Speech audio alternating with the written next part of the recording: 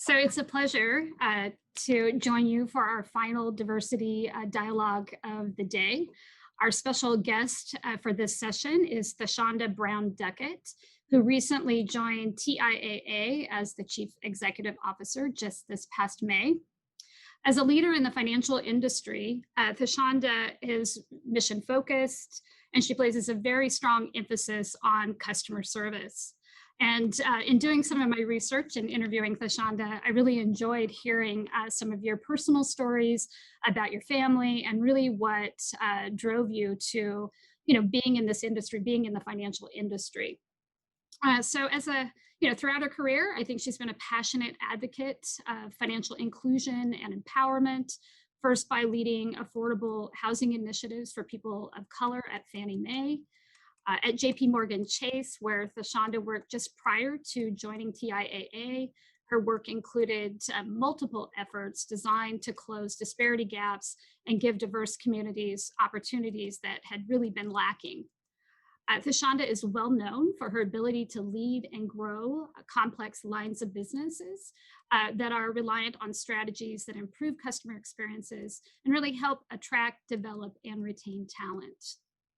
We'll talk to her today about how this work continues under her leadership at TIAA and the key factors in developing thriving DEI programs, both internally to support a strong culture, as well as externally.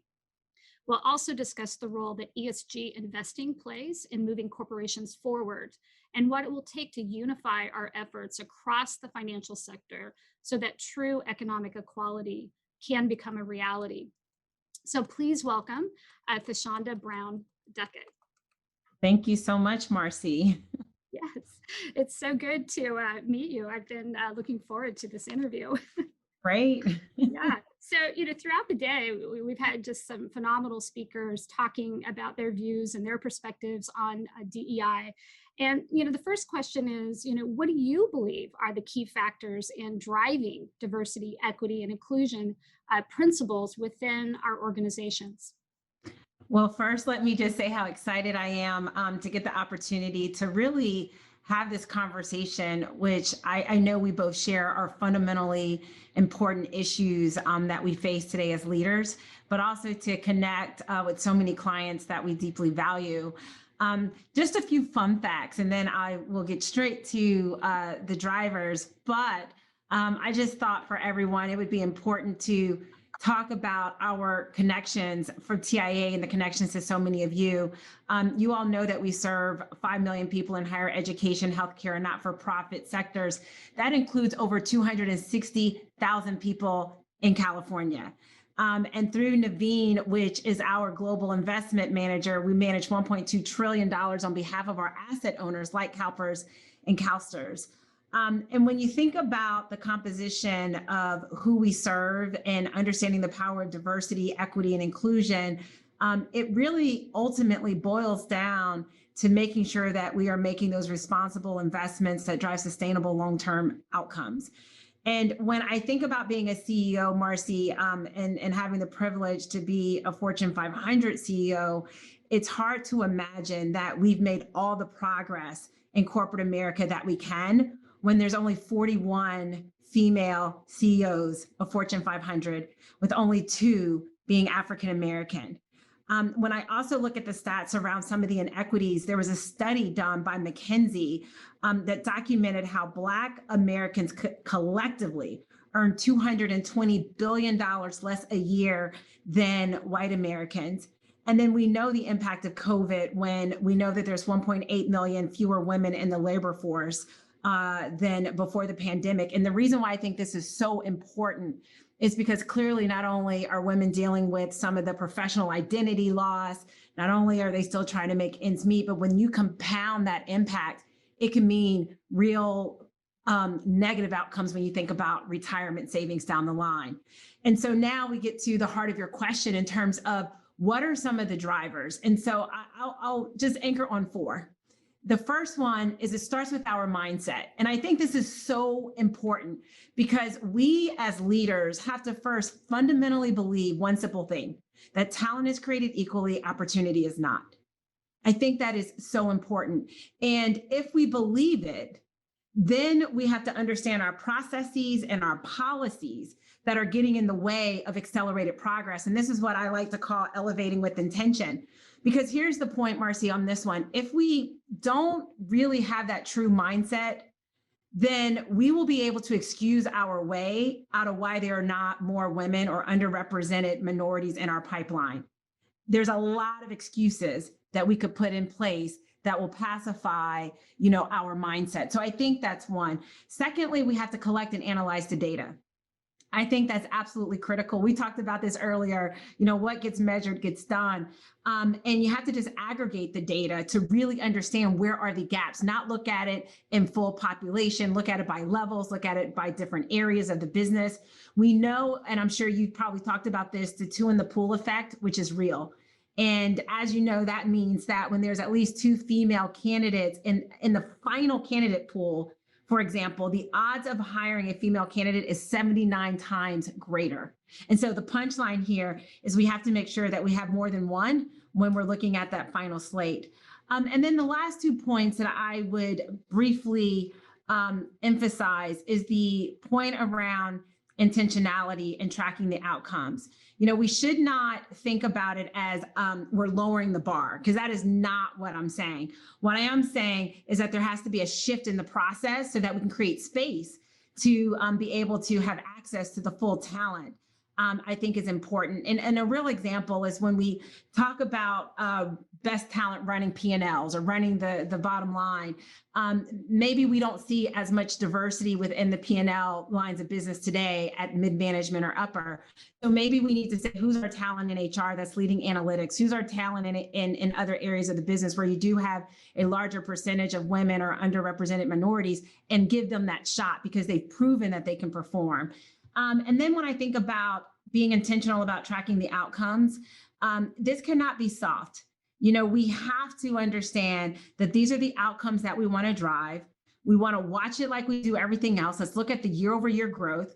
Let's have the accountability by leader and understand the drivers. So it's not just the punchline, it's the drivers, because that you will have someone get promoted, maybe someone leaves the organization, but we should have individual scorecards that says, how are you doing over time? And fundamentally understanding the processes, the way in which you source your talent, the way in which you develop your talent to drive the outcomes that we want as an organization. And if we focus on that, I think over time we'll see an accelerated shift. Yeah, I really appreciate that you've been able to really synthesize this into 4 immediate actions. I know one of the responses that we've gotten from some of the participants is they really came in wanting a framework and an action plan. So, thank you very much for making it simple. And again, we did have this very brief conversation about what gets measured does get managed. And this is really balance sheet types of matters that if you really believe that diversity adds to performance, then what are we waiting for? That's exactly right. Right. So the second question is really, you're in the financial industry, you've really spent your career there, but, how do you really unify this community, and what commitments do you hope other organizations will make and make sooner rather than later? Yeah. I think, the first piece is that we in financial services have to ask ourselves, are we being bold enough within our own organizations? Because first it starts with us. And I will say that we've made a lot of progress, but there's more for us to do at TIA. The job is never done. And so what we've seen, and we've all seen it, is that every company has made a strong commitment to diversity, equity, inclusion. We see the power statements. I think the real questions that we have to ask ourselves is, how bold is that commitment? Did we just tally up what was already going to be, and it sounds like a really big number? Or did we really say, what is our outcome that we want to drive, and what is our contribution to the whole? Because this is about diversity, equity, inclusion for the whole. And what is our contribution to really shifting, the narrative? Secondly, does it ladder up to real outcomes? And so again, when we're thinking about the bold commitment, what outcomes will that drive that we think can be sustainable and create a real chasm shift? And then I would say that what matters is what the best result could be from the commitments we make. That's that boldness. And what would be the contribution, as I mentioned earlier, to the greater problem in society? And so, like I said, even at TIAA, we have made a lot of progress, but the job is never done. And some of the things that I would encourage us to do is really making sure that we're setting those annual goals to meet our diversity targets. And are we being bold? What initiatives that we have, what are those drivers, whether it's the Be the Change initiative that we have, where we're really saying, if we say we want to improve and address systemic racism and really take some of those barriers, what are those drivers that we're holding ourselves accountable to under what we call Be the Change? And then I think we have to be focused on accelerating progress externally, which is what you also talk through. And that's looking at our processes. And I think one of the things that we have to unlock, even in business, is not just what are we doing with our own employees or the things that we control, but what about business diversity? Not just supplier diversity, but business diversity. And John Rogers of Ariel really talked a lot about that business diversity. Who are the lawyers that we're hiring? What about the consulting firms? You know, how do we think about the accountants? All the different areas that say it's not just about the catering, but how can we play a role in unlocking real job opportunities, higher income opportunities for females and underrepresented minorities? And then as an industry, one of the things that I think that we can do, and there's a real example, you know, that I see out here that I'll highlight, is that we have to understand this is a collective, that TIAA can deliver everything that we want and we can be bold, but we need to share those best practices,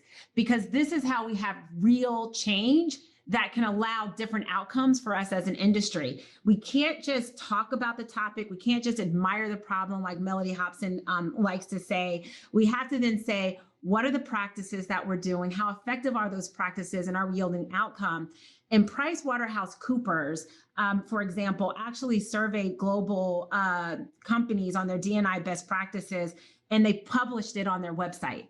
And so therefore, that allows us to say what's already been done, what's been tried and didn't work. So therefore, we don't have to always start from scratch. We can build on what someone else has done and then make that, you know, relevant to our own company. So those are the things that I think we really can do as an industry. Start with our own selves, be bold about the commitments, make sure that, you know, we're measuring the outcomes, have real behaviors that we can report on, and then make sure that we can think about how do we share those best practices as a collective so that we can make real progress as an industry.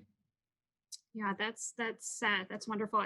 You know, the whole thriving on success, and you do that through storytelling. And you know, in the public space, there's a little bit of, you know, competitive nature there, that, you know, companies want to compete with people who provide like services or, you know, commodities. And you know, this idea of success and stretching, and you know, not just we got to the path that we had set out for ourselves and how did we do that, but that being bold and setting stretch goals to really change the overall dynamic of your organization. And that's how we manage our business, Marcy. I was just going to say, like, as CEOs or as leaders, we're always accustomed to stretch targets, stretch goals. We don't reward effort. We don't say we tried our best to deliver these outcomes for our participants. That's not how we even operate. We don't even talk in that language. And so I do think we have to think about, you know, why are we talking in a whole different language that's not even conducive to how we manage our business? It's a foreign way that ultimately won't drive the kind of sustainable outcomes, because we're kind of code switching here in terms of progress. I think we just have to operate it like we do everything else, which is tracking relentless drivers and measuring those outcomes. Yeah, you got it. It has to be integrated. It can't be Absolutely something on the outside. Absolutely. So we had, you know, just prior to our session, we actually had a session on private equity. I missed a bit of it. I was looking forward to that one as well. But whether it's private equity or public equity or just, you know, companies in general, but how do you see ESG investing catalyzing DEI at the corporate level, whether that's a public company or a private company? But how do you see the future there? Yeah, well, first, again, you know, starting with us as a business, you know, all of the investments we make through Naveen, which again is our asset manager, have a relevant social or environmental component to them. And we do this not just because it's the right thing to do, but because it's the best way for us to manage risk and deliver the best possible returns. And I think that's a really important piece. And when we think about how we focus on our engagement areas, we're really anchored in three categories. One is driving company disclosures on pay gaps and employee demographics across different job levels. That's the disaggregation of the data to really understand and have proper disclosures. Two, it's addressing controversies over human capital management. And three, promoting diversity on boards and in executive leadership. And when I think about how we're doing, and again, there's more work to be done, the job is never done. But I will say that we engaged over 450 companies in the US that did not have any women on their boards. And since the start of this initiative, about 325 or so companies have added a female director. That's a 75% success rate. That's focus. That's really being clear about what we're looking for and really being able to engage. And I would also, say that it's important for us to, think through how do we send letters to, the S&P 500, urging them to consider disclosing their racial ethnic composition on their board. So it's not just what we're doing within. How do we become an ally, a leader using our voice as we think about other ways that other folks can get involved and engage. And we think that when you focus, and you talked about this, when we focus on the diversity, equity, and inclusion, we also think it's in our clients' economic interest. And I think that's a really important point when you think about why this really matters and why we have to continue to do our part at TIAA and encourage others to do the same.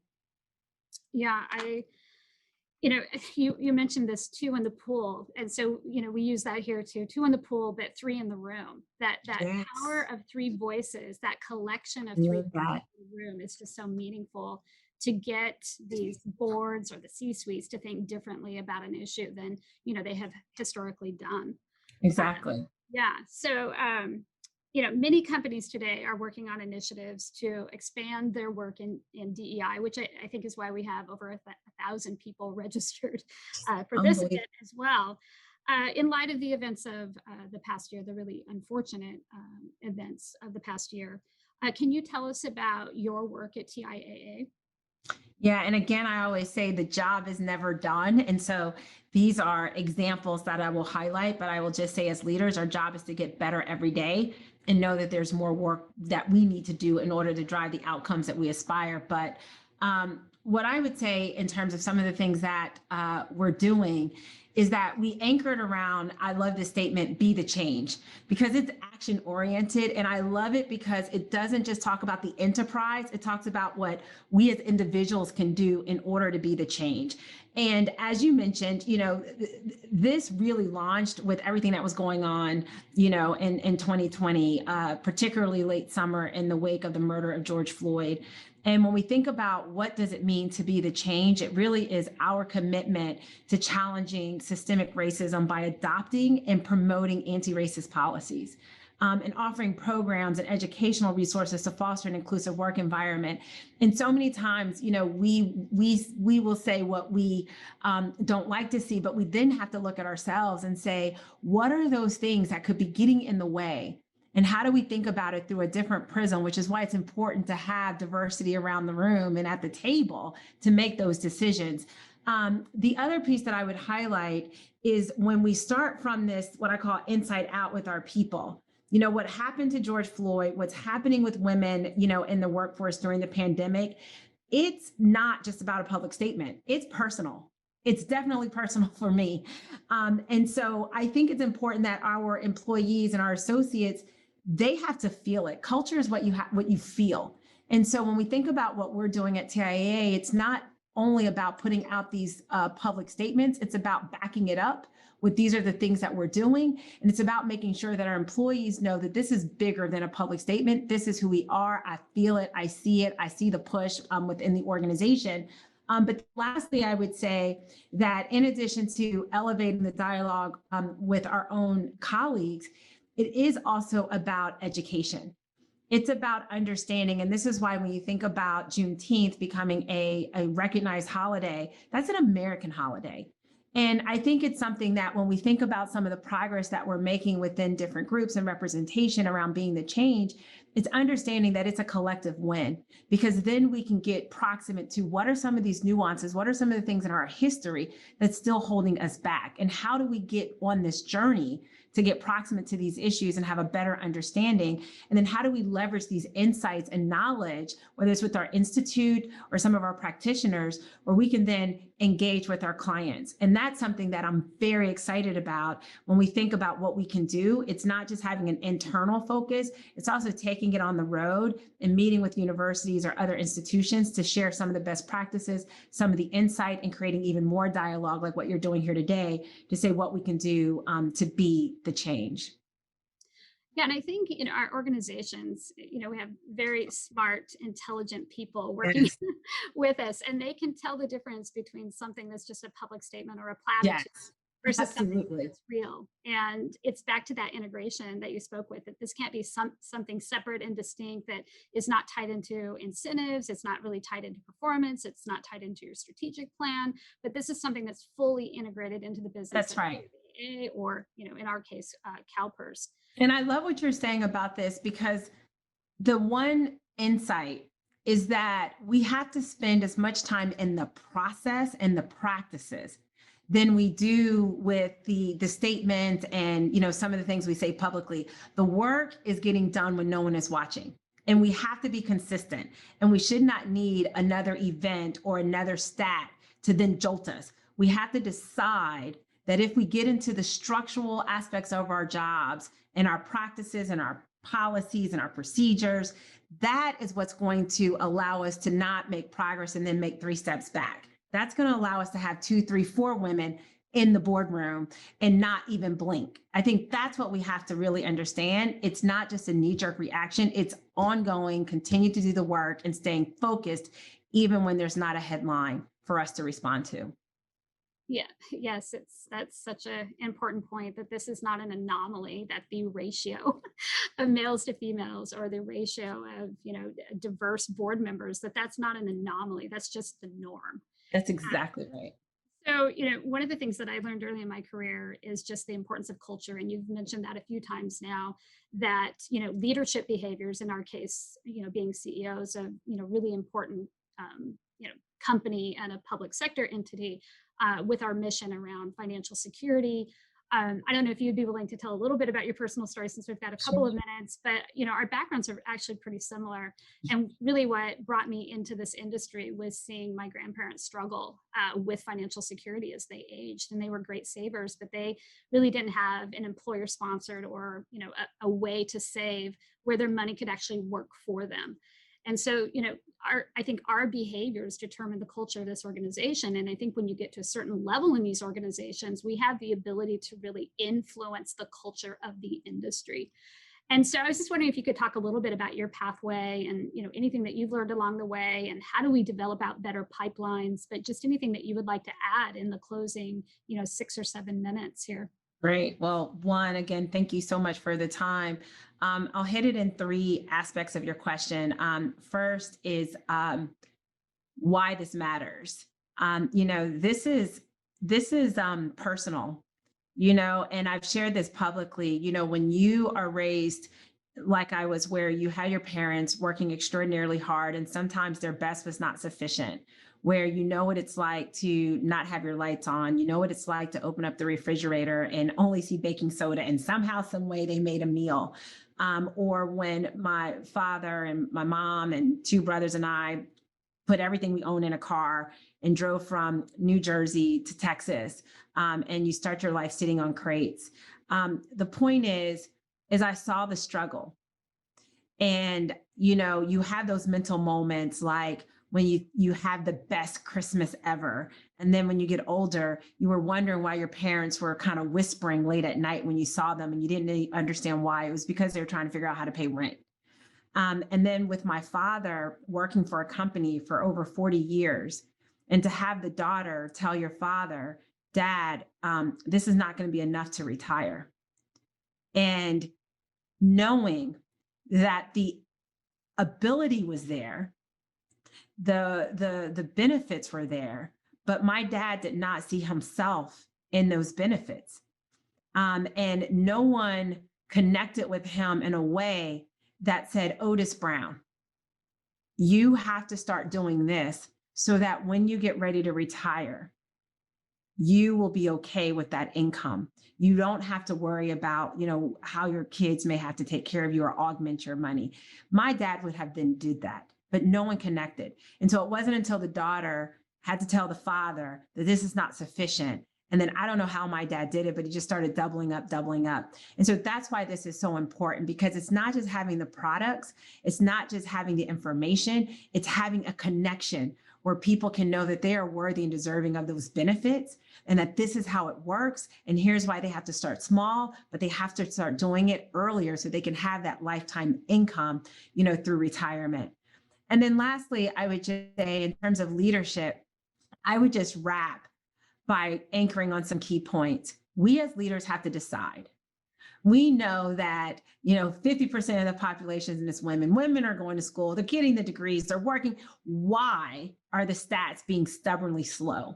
So that's our opportunity to, again, talent is created equally, opportunity is not. How do we think differently about our process and our pipeline and how we attract the talent without compromising, but just shifting in terms of some of the skill sets that we know can lead to longer term success for employees' career progression. And I would just say, I have to stay encouraged. And so as we look at the numbers, and sometimes you feel like, why am I in another room where there's only me or one other? But I am encouraged. And I'm encouraged because you have this kind of forum, and there's 1,000 people, decision makers, that are in the room saying, I really want to talk about this conversation and figure out what I can do differently as leaders. And I would just say that we have to continue to ask the hard questions. Leadership is all about those hard questions. And I think that if we can spend more time asking the second and third question about what we can do to drive real sustainable progress, we will make real impact around diversity, equity, and inclusion. And it will be good, not just as the right thing to do, but because it really, I believe, will drive long-term success for the businesses and the participants that we serve. Thank you. Thank you so much. And we just so appreciate your participation in the forum. This was the first opportunity that I've had to meet you, and I was looking forward to it. And it's just been a wonderful conversation. So I really wish you well in your work at TIAA. I know you're going to knock it out of the park. And I know that this won't be the last time that we have an opportunity to engage and work on a matter together. It absolutely not. Thank you, Marcy, and thank you for putting this amazing conference together. Looking forward to seeing you soon in person. Wonderful. Thank you. Bye. Bye. So now I have the privilege of turning the closing over to my counterpart at Calstrs. So Cassandra Licknock, who's just recently appointed as the Chief Executive Officer there, the first female CEO to lead that fund. And so congratulations, Cassandra, and I look forward to hearing your closing. Thank you so much. And thank you so much to all of our speakers, moderators, and guests for making this event successful.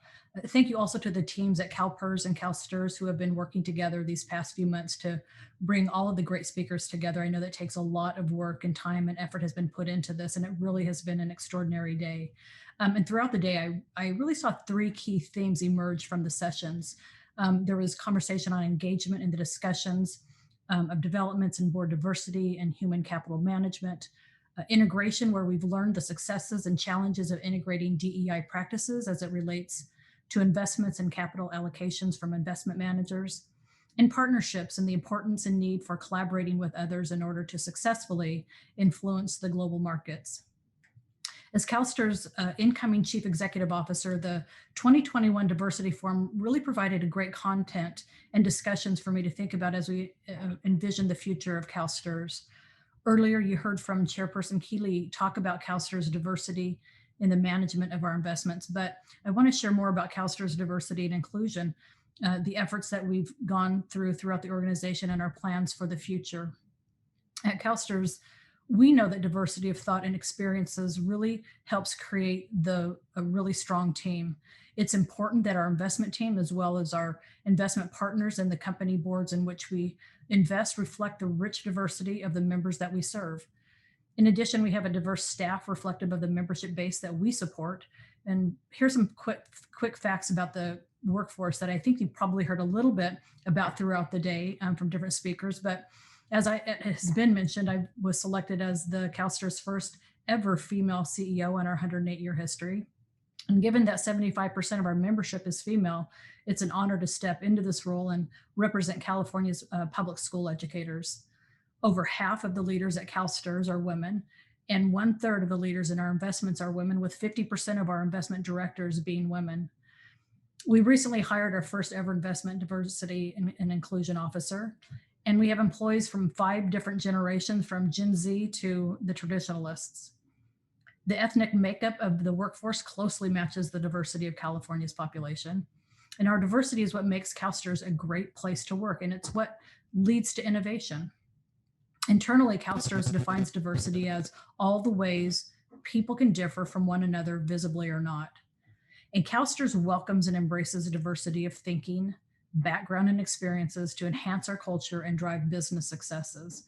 And by working together to respect, value, and include each individual's perspective, Calstrs empowers staff to perform the best work toward fulfillment of our mission. Diversity is explicitly supported in the Calstrs core value of strength. We ensure the strength of our system by embracing a diversity of ideas and people. But what exactly does diversity and inclusion mean for Calstrs, and how can we work together to create an inclusive, supportive organizational culture? Well, one of the ways that we do this is through diversity and inclusion training for all of our employees. This training was launched in 2017. I can't believe it's been that long since we started the process of incorporating that into our training curriculum. And it took us an entire year to get all of our existing employees trained. And it's now a mandatory course for all new employees as part of their onboarding. This training workshop provides a safe, facilitated environment for discussion and gives participants an opportunity to reflect on similarities and differences and their impact at work, to explore tools for seeing the world through different lenses, to learn skills for communicating through differences, and to understand what an inclusive organization looks like and what the path is to get there. Calstrs also maintains a dedicated internal diversity and inclusion site. The comprehensive site is updated regularly and provides relevant information, tools, and resources for staff. So for example, this month, the site prominently features information on Pride Month and Juneteenth, as well as other topics and events. The site contains articles, videos, toolkits on a myriad of topics like gender identity and being non-binary, and the importance of personal pronouns and what it means to be a good ally. But as things change, we know that we must also change. And looking forward, we're expanding our diversity and inclusion program to include social justice and equity. Calstrs views peoples as more than just commodities to serve the organization. We care deeply about social, political, and societal factors that affect each employee. And there's often no hard line between those factors and work. Things that happen external to the 4 walls of our office do not remain external. Calstrs is and will continue to be proactive in incorporating DEI best practices when working with the community, public, and partnerships. For example, we embarked upon a Getting Deep series after the murder of George Floyd. The Getting Deep series is a new initiative to discuss uncomfortable topics like race and gender within the workplace. We use this platform to learn and in what areas we can improve from the place that matters, most of us, our own staff. Staff stay accountable to each other as well as hold the organization accountable for action. We also will be engaging DEI industry experts to expand our corporate knowledge of equity and establish success measures for community outreach. In the construction of our Calstrs headquarters expansion, we take extra care and responsibility to source materials ethically.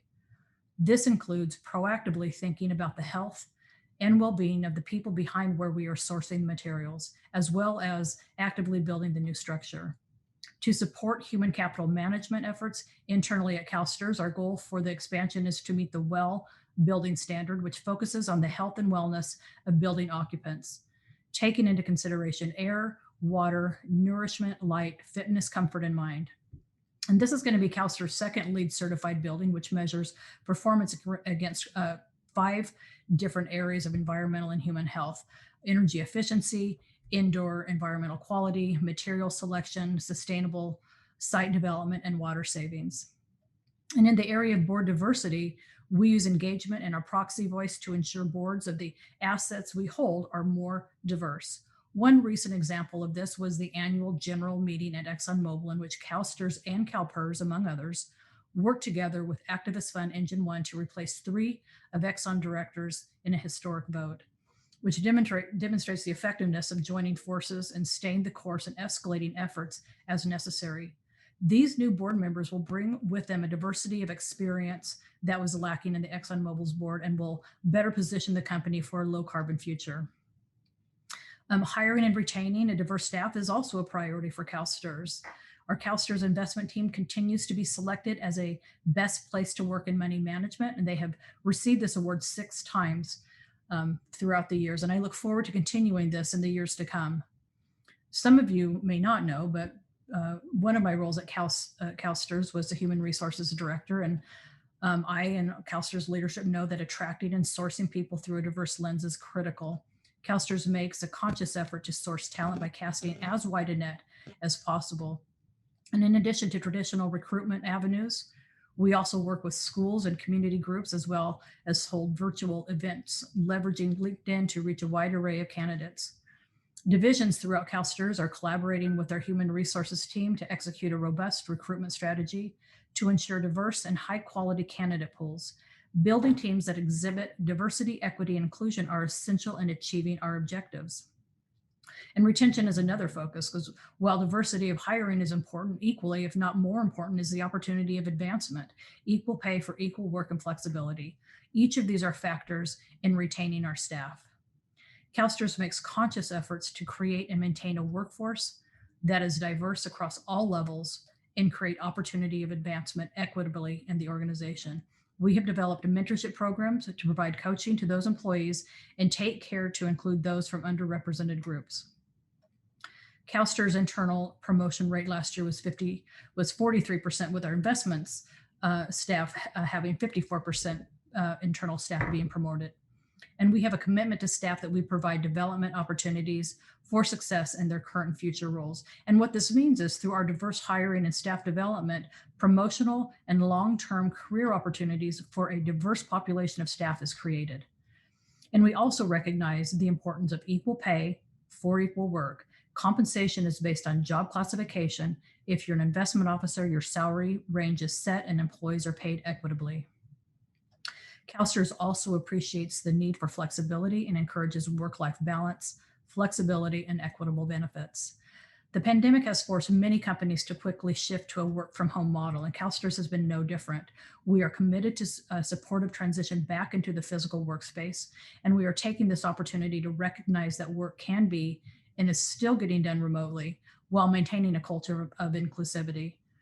As such, we will continue to offer a hybrid work model post-pandemic, like many organizations in our industry and others are offering in their work environments. We provide benefits that are specific to the diverse needs of our employees. For example, staff are allowed and encouraged to take time when needed for family care, parental leave, elder care, and emergency care. And Calstrs also makes accommodations for individual religious needs and offers access to fitness programs and mental health and wellness programs. As I step into this new role, I'm committed to maintaining and building on our core values. Diversity, equity, and inclusion is personally important to me, and this will continue to be reflected in my leadership. With the support and commitment of the Teachers Retirement Board, we will continue to grow in this area. Under my leadership, Calstrs will continue to find new ways to strengthen our operations in order to attract highly qualified talent to join our workforce. We will continue to stay apprised of developments in this area, as well as listen to our employees to ensure we're going to meet their needs as well. We will continue to partner with our other industry leaders to advance ourselves in the investment industry. We need to help each other. It's important for Calstrs to hold ourselves accountable to the same standards that we're asking the companies that we invest in. We must collaborate, we must work together, and we must share ideas. We know our diversity of thought, experience, and talent is what will help us stay resilient in an ever-changing investment landscape.